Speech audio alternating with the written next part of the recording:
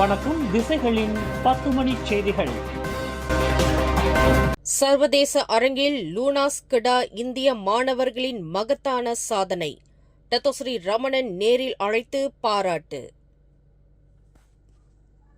Thailand தலைநகர் Bangkok புத்தாக்க விருதுகளில் 2 தங்கப் பதக்கங்களையும் தொடக்கப்பள்ளி பொறியியல் பிரிவில் 2ஆம் இடத்தையும் வென்று மலேசியாவிற்கு பெருமை சேர்த்துள்ள கிடா லூனாஸை சேர்ந்த 4 இந்திய மாணவர்களை சந்தித்தது ஒரு பெருமிதமான நெகிழ்ச்சியான அனுபவம் என்று மனிதவள அமைச்சர் டத்தோஸ்ரீ ரமணன் ராமகிருஷ்ணன் தமது அதிகாரப்பூர்வ முகநூல் பக்கத்தில் பதிவிட்டுள்ளார். இந்த சாதனையை நிகழ்த்திய லூனாஸ் கோ சாரங்கபாணி தமிழ் பள்ளியைச் சேர்ந்த இளநேயன் யுவராஜன், தீர்ச்சனா முனியாண்டி மற்றும் சுல்தான் பத்லிஷா இடைநிலை பள்ளியைச் சேர்ந்த இள அருண் யுவராஜன், இளமாறன் முனியாண்டி ஆகியோரை கடந்த வாரம் புத்ராஜயாவில் உள்ள மனிதவள அமைச்சுக்கு நேரில் அழைத்து அவர் தமது வாழ்த்துக்களை தெரிவித்துக் கொண்டார். மலேசிய இந்திய மாணவர்கள் சர்வதேச மேடைகளில் போட்டியிடுவது மட்டுமல்லாமல் ஆக்கப்பூர்வமான மற்றும் தாக்கத்தை ஏற்படுத்தக்கூடிய புத்தாக்க சிந்தனைகளால் சிறந்து விளங்க முடியும் என்பதற்கு இவர்களின் வெற்றி ஒரு தெளிவான சான்றாகும் என்று அவர் கூறினார். குறிப்பாக அறிவியல், தொழில்நுட்பம், பொறியியல் மற்றும் கணிதம் போன்ற ஸ்டெம் துறைகளில் இந்த இளம் இந்திய திறமையாளர்களின் ஆற்றல் நாட்டின் கண்ணியத்தையும் நற்பெயரையும் உலகளவில் உயர்த்தியுள்ளதாக அவர் புகழாரம் சூட்டினார். இந்த வெற்றியின் பின்னணியில் மாணவர்களின் பெற்றோர்கள் மேற்கொண்ட தியாகம் தமக்கு நெகிழ்ச்சியை ஏற்படுத்தியதாக குறிப்பிட்ட டத்தோஸ்ரீ ரமணன், பேங்காக்கில் நடைபெற்ற இப்போட்டியில் கலந்து கொண்ட தங்கள் பிள்ளைகளுக்கு ஆதரவளிக்க அவர்கள் விடுமுறை எடுத்துக்கொண்டு நேரில் சென்றதை சுட்டிக்காட்டினார். இத்தகைய குடும்ப ஆதரவும் ஊக்கமுமே இந்த இந்திய மாணவர்களின் வெற்றிக்கு முதுகெலும்பாக திகழ்கிறது என்றும், ஒருவரது வெற்றி என்பது தனிப்பட்ட முயற்சியால் மட்டுமல்லாமல் கூட்டு ஆதரவின் மூலமே சாத்தியமாகிறது என்பதையும் இது நினைவூட்டுவதாக அவர் கூறினார்.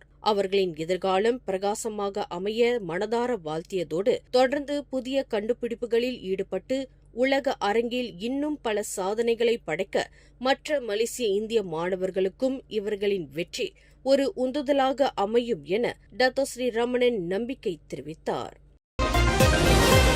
நாட்டின் முக்கிய நெடுஞ்சாலைகளில் இன்று பிற்பகல் முதல் போக்குவரத்து நெரிசல் ஏற்பட்டு வாகனங்கள் மிக மெதுவாக செல்வதாக மலேசிய நெடுஞ்சாலை வாரியமான LLM தெரிவித்துள்ளது.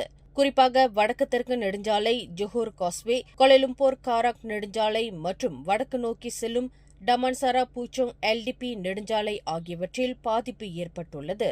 வடக்கு நோக்கி செல்லும் பாதையில் கோப்பெங்கில் இருந்து சிம்பாங் பூலாய் வரை நெரிசல் காணப்படுகிறது. தெற்கு நோக்கிய பாதையில் புர்மாதாங்பாவ் முதல் பிராய் வரையிலும், ஜூரு சந்திப்பில் இருந்து ஜூரு டோல் பிளாசா வரையிலும் வாகனங்கள் அணிவகுத்து நிற்கின்றன. மேலும் மேரு சுரங்கப்பாதை முதல் ஈப்போ வரையிலும், கோப்பெங் முதல் தாப்பா வரையிலும் போக்குவரத்து மந்தமாக உள்ளது. அதேபோல் சென்னாய் முதல் கூலாய் ஓய்விட பகுதி வரையிலும், நீலாய் முதல் பண்டார் எய்ன்ஸ்டேல் வரையிலும் வாகனங்கள் மிக மெதுவாக நகர்ந்து வருவதால் பயணிகள் மிகுந்த எச்சரிக்கையுடன் இருக்குமாறு அறிவுறுத்தப்படுகிறார்கள். சீனாவின் செங்குடு நகரில் நடைபெற்ற தி டான்ஸ் ஆஃப் ஏசியா 2026 எனும் அனைத்துலக நடன போட்டியில் கில்லான் ஐலண்ட்ஸ் தோட்ட தமிழ் பள்ளியைச் சேர்ந்த 11 வயது மாணவி யோஷ்னா லோகேந்திரன் முதலாம் இடத்தை பிடித்து நாட்டிற்கு பெருமை சேர்த்துள்ளார்.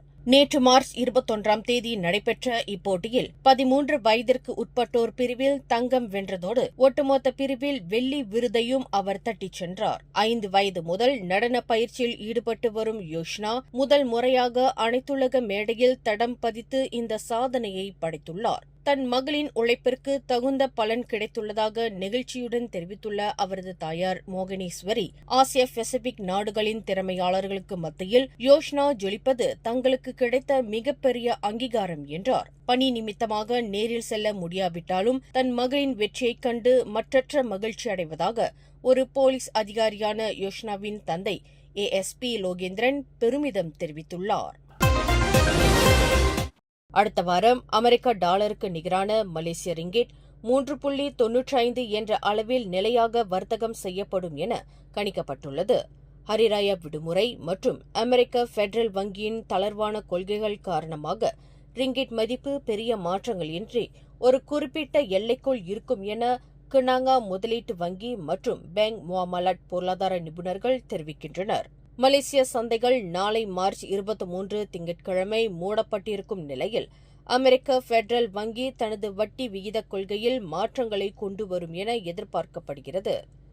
முதலீட்டாளர்கள் தற்போது மிதமான போக்கை கடைபிடித்து வருகின்றனர். அதேவேளையில் மத்திய கிழக்கு நாடுகளில் நிலவும் பதற்றமான சூழல் மற்றும் கச்சா எண்ணெய் விலையில் ஏற்படும் மாற்றங்கள் சந்தையில் தாக்கத்தை ஏற்படுத்தினாலும் மலேசியா ஒரு எரிசக்தி ஏற்றுமதி நாடாக இருப்பதால் ரிங்கிட்டின் மதிப்பு பெரிய அளவில் பாதிப்படையாமல் ஒரு பாதுகாப்பான நிலையில் இருக்கும் என்று பொருளாதார நிபுணர்கள் கணித்துள்ளனர். கடந்த வெள்ளிக்கிழமை கிளாந்தான் தனமேரா புக்கிட் பூங்காவில் நிகழ்ந்த சாலை போக்குவரத்து துறையான ஜேபிஜே வாகனம் மற்றும் கார் இடையிலான விபத்து குறித்து இன்னும் முழுமையான விசாரணை நடைபெற்று வருவதாக போலீஸ் துறை அறிவித்துள்ளது.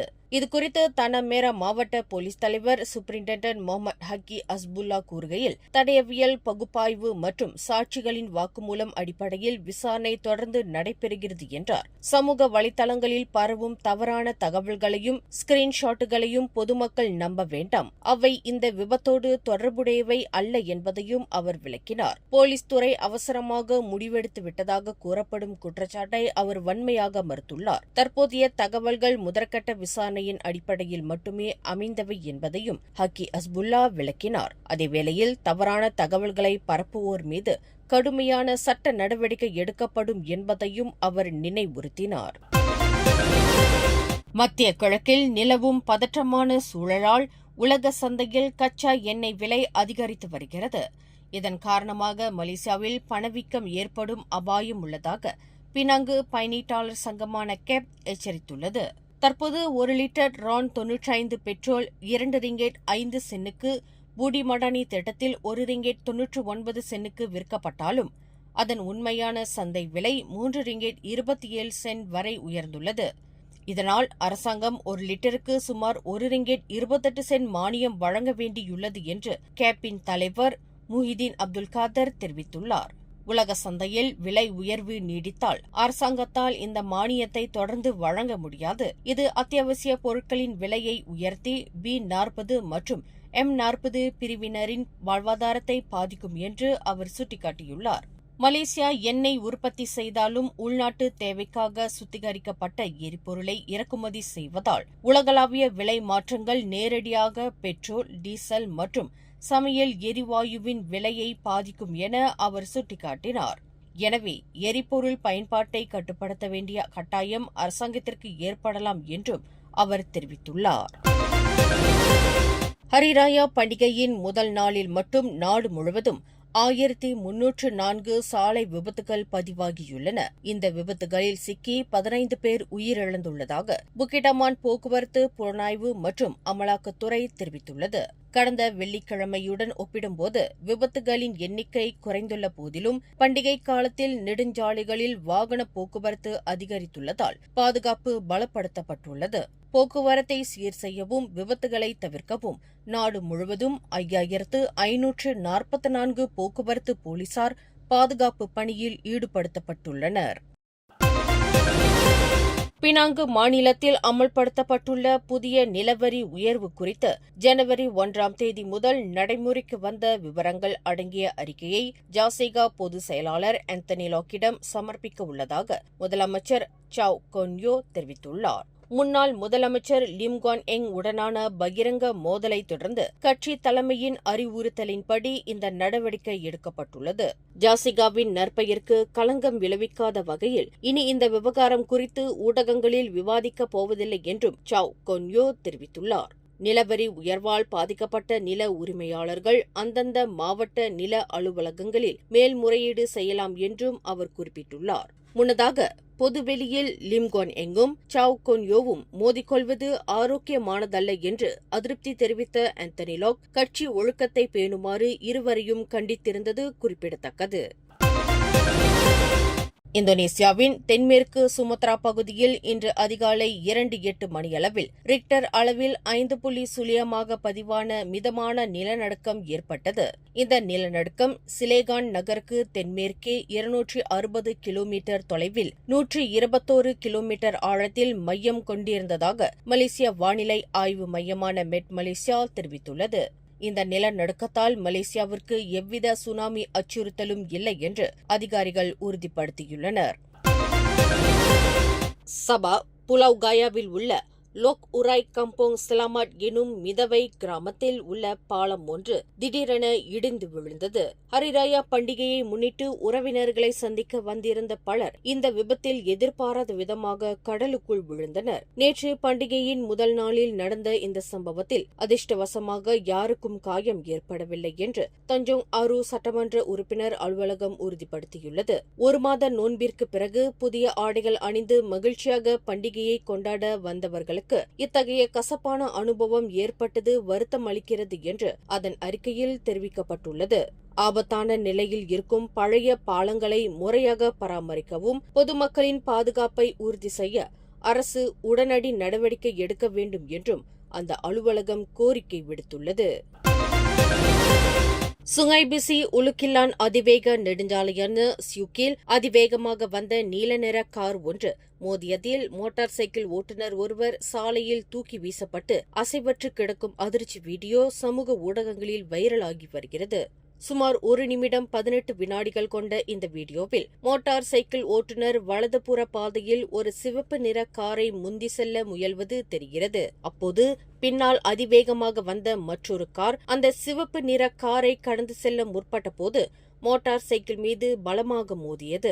இந்த மோதலின் தாக்கத்தால் மோட்டார் சைக்கிள் ஓட்டுநர் காரின் முன்பகுதியான போனட்டில் தூக்கி வீசப்பட்டு பின்னர் சாலையில் விழுந்தார். அவர் சாலையில் அசைவற்று கிடந்த நிலையிலும் மோதிய அந்த நீல நிற கார் நிறுத்தப்படாமல் அதிவேகமாக தப்பிச் சென்றது அங்கிருந்த மற்ற வாகனத்தின் கேமராவில் பதிவாகியுள்ளது. இந்த சம்பவம் குறித்து போலீசார் விசாரணையை தீவிரப்படுத்தியுள்ளனர்.